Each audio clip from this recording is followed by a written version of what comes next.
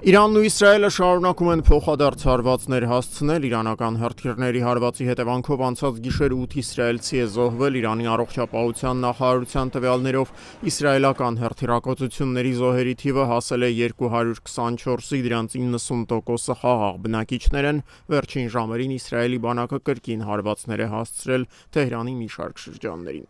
Իսրայելի պաշտպանության նախարարը սպառնացել է, որ իր երկրի բանակը հարվածներ կհասցնի Իրանի խաղաղ բնակչությանը։ Թեհրանի բնակիչները շատ շուտով ծանր գին կվճարեն, հայտարարել է Իսրայել կացը։ Վարչապետ Բենյամին Նեթանյահուն կոչ է արել Թեհրանի բնակչությանը տարհանվել ազատության իրանական ծառայության փոխանցմամբ Իսրայելի բանակը մի քանի ժամ առաջ հրահանգել է տարհանվել Թեհրանի 3-րդ վարչական շրջանի բնակիչներին։ Այս շրջանում են տեղակայված օտարերկրյա դիվանագիտական ներկայացությունները, այդ թվում Ռուսաստանի և Մեծ Բրիտանիայի դեսպանատները։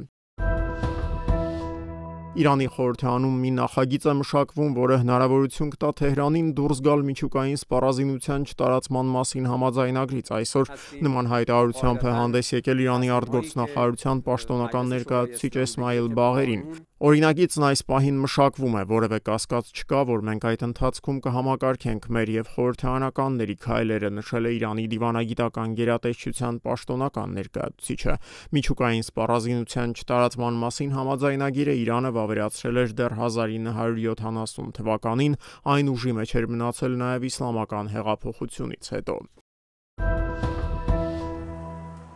Ուրբաթ օրն Իսրայելի կողմից ձեռնարկված առաջին հարվածներից հետո Իրանի միջուկային օբյեկտներում Նաթանզում և Ֆորդոյում նոր ավերածություններ չկան, այսօր հայտարարել է Ատոմային էներգիայի միջազգային գործակալության ղեկավար Ռաֆայել Գրոսին այս կազմակերպության կառավարիչների խորհրդի արտահերթ նիստի ընթացքում։ Գրոսիի խոսքով Նաթանզում ոչնչացվել են ուրանի հարստացման այն արտադրամասերը, որոնք ստորգետնյա չէին։ Սպահանի միջուկային հետազոտությունների կենտրոնում ուրբաթօրյա հարձակման հետևանքով 4 շինություն է վնասվել, այդ թվում կենտրոնական քիմիական լաբորատորիան և ուրանի փոխակերպման գործարանը, նշել է Գրոսին։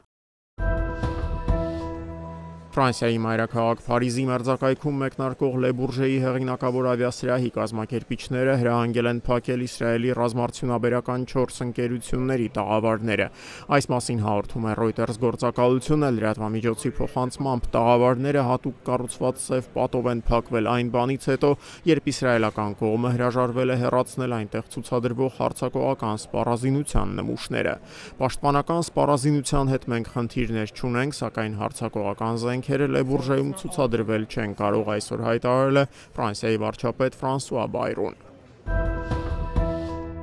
Ադրբեջանի մայրաքաղաք Բաքվի և Աբշերոնի թերակղզու մեծ մասի խմելու ջրով մատակարարումը դադարեցվել է։ Այս մասին հաղորդում է ԱՊԱ գործակալությունը, վկայակոչելով Ադրբեջանի ջրային ռեսուրսների կոմիտեի պաշտոնական հաղորդագրությունը։ Դրա համաձայն վթարվել է Օղուզ-Գաբալա-Բաքու մագիստրալային ջրատարը։ Վթարի պատճառների մասին Ադրբեջանի պաշտոնական աղբյուրները չեն հաղորդում, նշելով միայն, որ Բաքվի և հարակից շրջանների մեծ մասը առանց խմելու ջրի կմնա ևս 4 օր, մինչև հունիսի 20-ը։